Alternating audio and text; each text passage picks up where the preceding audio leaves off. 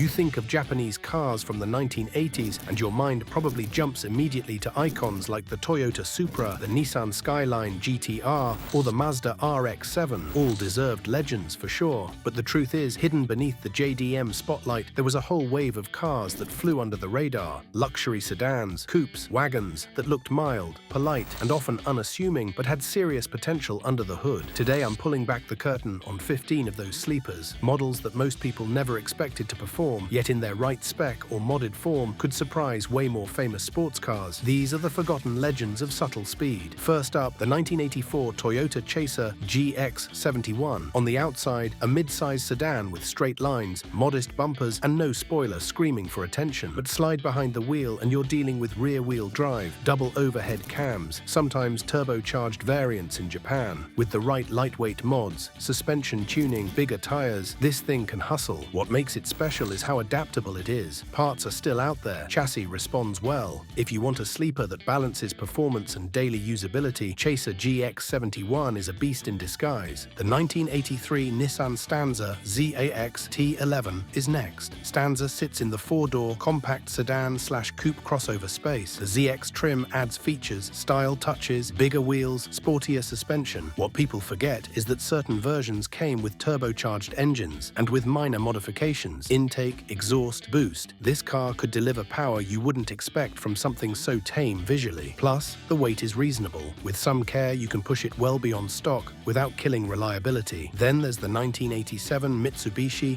Galant Sigma Turbo. Sigma was always the luxury, nicer trim branch of Galant, but slip in that turbo badge and torque comes alive. Turbos were electric novelties in many markets then. Boost control and parts were less understood, but in Japan, this one had potential. It's roomy, comfortable, has luxury touches, and you could build it sharply with turbo upgrades to get respectable kick while retaining comfort. One sleeper most people ignore is the 1986 Honda Accord Aerodeck Psi. Station wagons are rarely thought of for performance, but with Psi badging, sport trim, and lighter loads, the Aerodeck comes alive. Stick with manual transmission if you can find one, improved suspension, and better tires, and you have a sleeper that can maintain highway speeds extremely well, blend in, and surprise someone expecting a mere family wagon. Don't overlook the 1982 Mazda Luce 929 Turbo either. Luxury sedan vibes, quiet interior, comfortable ride, but Mazda offered turbo power behind that genteel facade. In stock form it's smooth, but push if you want to.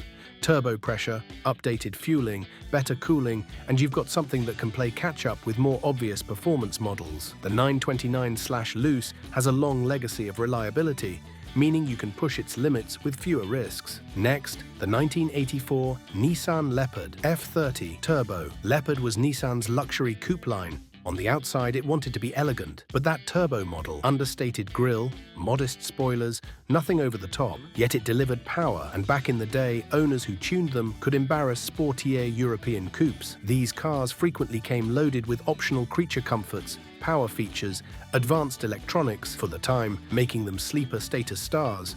Prestige without announcing it. The 1987 Toyota Carina ED 2.0 GTR is another gem. The Carina ED had sporty coupe lines, sharper angles, pop-up or flush headlights depending on the market, and trim that looked fancy. The GTR badge in this context doesn't imply the same Skyline status, but performance parts, bigger brakes, upgraded suspension make this a true underdog. In corners, maneuverability. On straights, grip and tunability make it capable. Isuzu Piazza Turbo, Lotus tuned, from 1985 is a dark horse. The Piazza looks like a stylish coupe, and Lotus influence means handling is taken seriously. Add forced induction, lightweight body panels, aftermarket wheels. This one turns from boutique styling into performance play. It's collectible now, but back then it was just sneaky fast for people who looked closely. 1986 Nissan Bluebird SSS Turbo. Bluebird is mid-size sedan territory, SSS is sport trim. Turbo adds that punch. Couple that with rear or all-wheel drive, depending, stiffer suspensions, upgraded braking, and you've got a sleeper that doesn't draw heat until it shows up. Many owners in JDM circles have kept these alive and upgraded, proving how much hidden headroom there was. 1983 Honda Prelude 2.0 SI has aged well, compact, nimble, lightweight, with decent engine response. In stock form it's fun, but mod it, especially intake, exhaust, maybe small forced induction or tuning, and you get something very lively. Its value among enthusiasts has grown because it balanced style, reliability, and potential very early. Subaru Leone RX Turbo,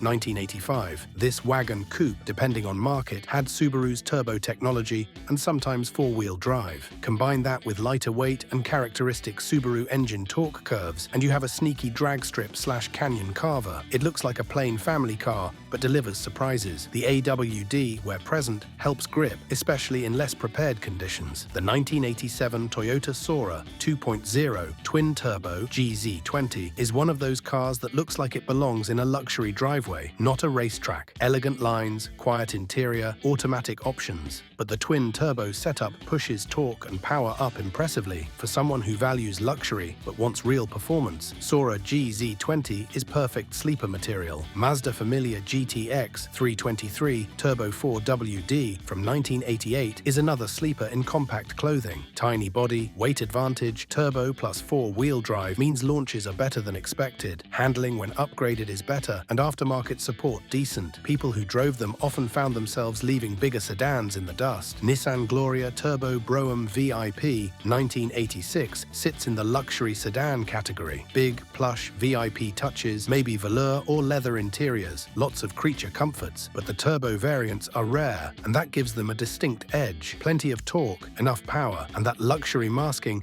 makes them stealthy as all hell. Teardown of stock versions often shows underrated components, meaning with mild upgrades you get big reward. Finally, the 1985 Mitsubishi Debonair V3000 Royal AMG. Even the name is subtle royalty. Debonair looks and feels posh, like it should be chauffeured, not raced. But V3000 and AMG touches, that kind of power is unexpected. With tweaks, better cooling, maybe exhaust, suspension upgrades, this sedan has massive sleeper potential. It's a flagship model in its own right, but the performance versions are hidden from the average eye. What unites all these 15 sleepers is how deceiving first impressions were. These weren't cars built to brag. They weren't plastered with spoilers or huge badges. Many had chrome, soft interiors, smooth ride comfort. Many had silence and composure. But put your foot down, tell the turbo to spool, send it around a corner, and you suddenly realize these machines were engineered with grave potential under refined bodies. In markets outside Japan, many of these were even less known. Dealers often stripped sporty badging or sold decontented versions to meet tax, insurance, or regulatory demands. So the sportiest trims are rare. Parts are rarer still, but in collector, enthusiast, and tuner circles, that rarity is exactly what makes them prized. Originality, condition, authenticity. People who find them unmodified or lightly modded often cherish them the most. These cars also show something about Japanese engineering philosophy in the 1980s. Precision, durability, adaptability. Many needed only small tweaks, better fuel, improved ignition, perhaps upgraded compression or turbo boost to unlock surprising performance. The stock bits were often very well built, over-engineered in places. That gave tuning potential without immediate fragility. They also illustrate that performance isn't always about raw horsepower. Weight, gearing, chassis stiffness, traction, and handling matter hugely. Many of these sleepers win when they're driven well, not when they're pushed recklessly. Drivers who know corners, the value of sound suspension work, lighter flywheels, good tires, those drivers got the edge over machines with more power but less balance. Looking back now, values of many of these are skyrocketing. What was once considered mundane is now collectible. Clean examples of a Turbo Leopard F30 or Gloria Turbo Brougham VIP or Supra Twin Turbo are rare, expensive, and often kept by owners who appreciate them for what they are, stealth performance icons. For enthusiasts thinking of sourcing one, geography matters. Some are easier to find in Japan, of course. Some got exported to Southeast Asia or Australia, others to Europe via grey imports. Parts may be scarce, turbo kits, fuel management, etc. But many aftermarket suppliers have caught on, so maintenance, restoration, tuning potential are improving. Still, any purchase requires thorough inspection. Check for rust, engine condition, especially for turbo units. Verify originality if that's what you want. Another thing to watch, insurance and registration. Some markets classify these differently because of displacement, emissions, or performance trim badges. That means owning a Gloria Turbo Brougham may cost more in tax or insurance despite looking calm. But many owners find that the modest appearance keeps attention lower, lowering certain costs in certain scenarios. videos. The emotional appeal is strong too. These cars are stories. They carry nostalgia of relaxed Sunday drives, of highways at night under neon lights, of underground meets before social media, of drift beginnings. For many fans, owning one is about more than speed. It's about culture, identity, and memory. When you drive one of these, it's almost philosophical. When everyone expects you to come up slow, you surprise them. When you meet someone thinking you drive a plush me car, but you pull away quietly, that satisfaction is visceral. Understated design, quiet demeanor, sudden surprise, that's the soul of a sleeper. If you want one, set realistic expectations. Maintenance, parts, originality will demand investment.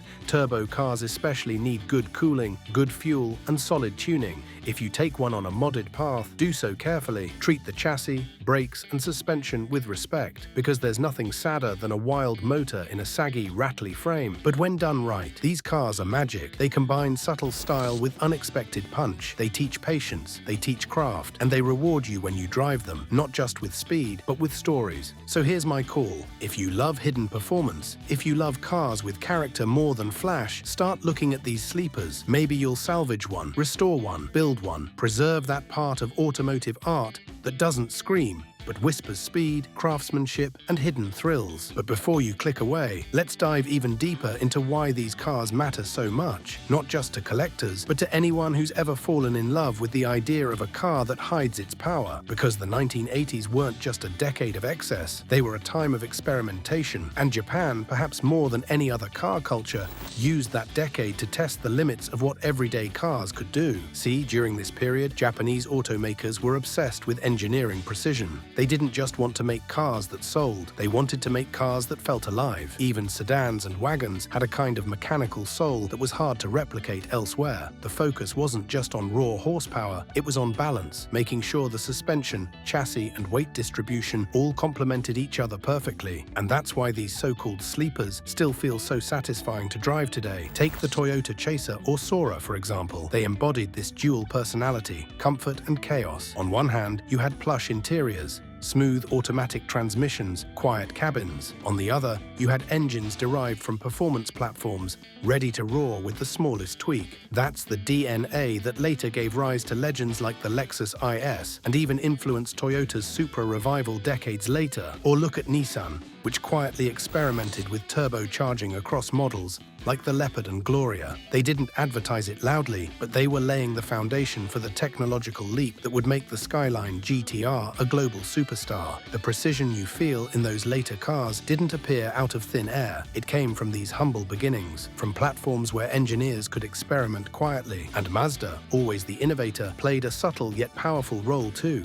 The Luce, the 929, even when they weren't using the rotary, had that Mazda magic, a focus on driver connection. Every steering input felt deliberate. Every throttle response was tuned for balance. It's that driver-centric design that would later evolve into Mazda's Jinba Itai philosophy, the feeling of oneness between car and driver. And that's why, even 4 decades later, their engines might be quiet, but their legacy roars louder than ever. If you enjoyed this deep dive, hit that like button. Share this with anyone who digs JDM roots, subscribe for more forgotten legends, and drop a comment. Which one of these lesser-known sleepers would you take home? I want to see your pics and your stories.